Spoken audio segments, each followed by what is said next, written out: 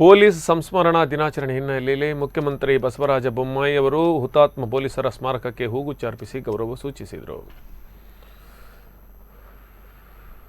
ಹುಬ್ಬಳ್ಳಿಯ ಹಳೆ ಸಶಸ್ತ್ರ ಮೀಸಲು ಪಡೆಯ ಮೈದಾನದಲ್ಲಿ ನಡೆದ ಕಾರ್ಯಕ್ರಮವನ್ನು ಉದ್ಘಾಟಿಸಿದ ಬಸವರಾಜ ಬೊಮ್ಮಾಯಿ ಅವರು ಹುತಾತ್ಮ ಪೊಲೀಸರಿಗೆ ಗೌರವ ಸಮರ್ಪಿಸಿದರು. ಇದೇ ಅಕ್ಟೋಬರ್ 31ರಂದು ಭಾರತ ಚೀನಾ ಗಡಿ ಪ್ರದೇಶದಲ್ಲಿ ಲಡಾಖ್ನಲ್ಲಿ ಭಾರತೀಯ 9 ಸೈನಿಕರು ಹುತಾತ್ಮರಾಗಿದ್ದರು. ಅವರನ್ನು ಚೀನಿ ಸೇನೆ ಹತ್ಯೆ ಮಾಡಿತ್ತು. ಜೊತೆಗೆ ಇತ್ತೀಚೆಗೆ ಕೋವಿಡ್ ವಿರುದ್ಧದ ಹೋರಾಟದಲ್ಲಿ ಮೃತಪಟ್ಟ ಕೊರೋನಾ ಯೋಧ ಪೊಲೀಸರಿಗೆ ಇದೇ ಸಂದರ್ಭದಲ್ಲಿ ಗೌರವ ಸಮರ್ಪಣೆ ಮಾಡಲಾಯಿತು. ವಿವಿಧ ಕಾರಣಗಳಿಂದ ಕಳೆದ 1 ವರ್ಷದಲ್ಲಿ ಇಡೀ ಭಾರತಾದ್ಯಂತ ಒಟ್ಟು 377 ಪೊಲೀಸ್ ಸಿಬ್ಬಂದಿ ಹುತಾತ್ಮರಾಗಿದ್ದಾರೆ.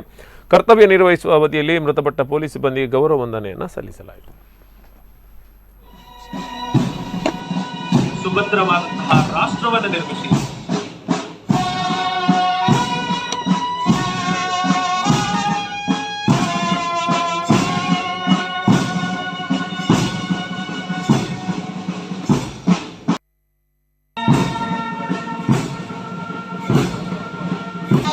ರಾಜ್ಯದ ಮುಖ್ಯಮಂತ್ರಿಗಳು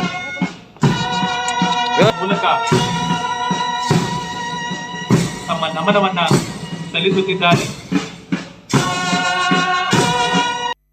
ತ್ಯಾಗ ಬಲಿದಾನದ ಬಗ್ಗೆ ಆಂತರಿಕ ಸುರಕ್ಷತೆ, ಸಮಾಜದಲ್ಲಿ ಶಾಂತಿ ಸುವ್ಯವಸ್ಥೆಗಾಗಿ ಅವ್ರು ಮಾಡುತ್ತಿರುವಂಥ ನಾವು ನೆನಪು ಮಾಡಿಕೊಂಡು ಮುಂದುವರಿಯುವುದರಿಂದ ಕೂಡ ಭಾವಿಸುತ್ತೇವೆ.